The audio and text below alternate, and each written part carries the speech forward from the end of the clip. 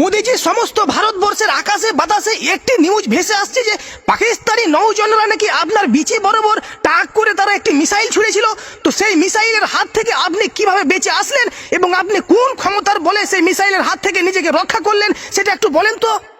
পাকিস্তানিরা হয়তো বা ভুলে গিয়েছিল যে আমরা গরুর মুদ খাওয়া জাতি, গরুর মুদ খাওয়া জাতিকে ধ্বংস করে এতটা সহজ নয়। পাকিস্তানি নৌজনরা সেটা মনে হয় ভুলে গিয়েছিল।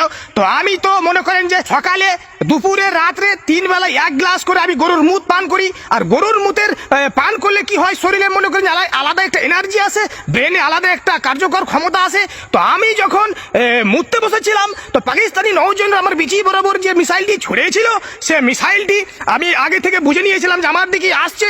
আমি তখন কি করেছিলাম, আমার মাজাটাকে একটু কাট করে সাইডে হটিয়ে গিয়েছিলাম। তখন ওই মিসাইলটি ভুলবশত অন্যদিকে চলে গিয়েছিল। আপনার শরীরে এত অঙ্গ থাকতে তারা কেন আপনার বিচিকে টার্গেট করলো? আমার বিচিকে টার্গেট করার অনেক বড় কারণ আছে। আমি যখন গরুর মুদ পান করি তখন আমার মস্তিষ্ক ঠিক থাকে না, আমার ব্রেন উল্টাপাল্টা হয়ে যায়।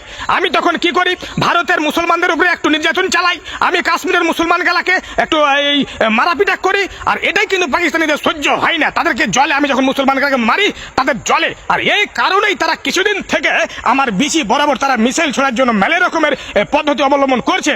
কিন্তু আমি মুদি মুদ খাওয়া জাতি, আমাকে মেরে ফেলা এত সহজ নয়। মোদিজি আমাদের কাছে আরেকটা নিউজ ভেসে আসছে যে আপনি নাকি সকালবেলায় সবার চোখ ফাঁকি দিয়ে পাকিস্তানি এবং কাশ্মীরের বর্ডারে যে আপনি নাকি হাগু করতে গিয়েছিলেন, এটা কতটুকু সত্য?